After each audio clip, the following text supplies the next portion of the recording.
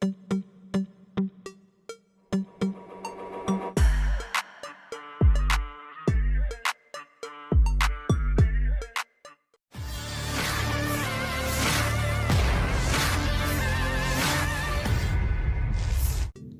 drone Rusia meluncur dan menghantam sejumlah senjata dan posisi tentara Ukraina. Rekamannya beredar di Telegram pada Rabu 8 Mei 2024. Dalam keterangan unggahan disebutkan, inilah rekaman keberhasilan penggunaan drone presisi tinggi VT-40 Rusia terhadap target militer Ukraina. Akibat pukulan akurat, tentara Ukraina terluka dan beberapa di antaranya tewas. Bahkan, kendaraan militer Ukraina mengalami kerusakan parah. Diketahui pula, Kementerian Pertahanan Rusia akan mendirikan pusat pengembangan drone. Hal ini dilakukan di tengah perang dengan Ukraina yang masih bergejolak.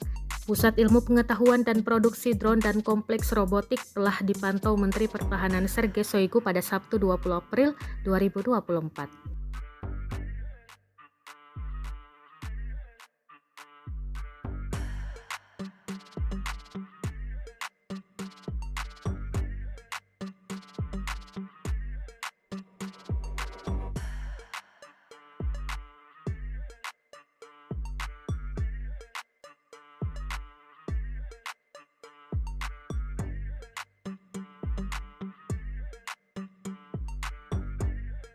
Download Tribun X sekarang, menghadirkan lokal menjadi Indonesia.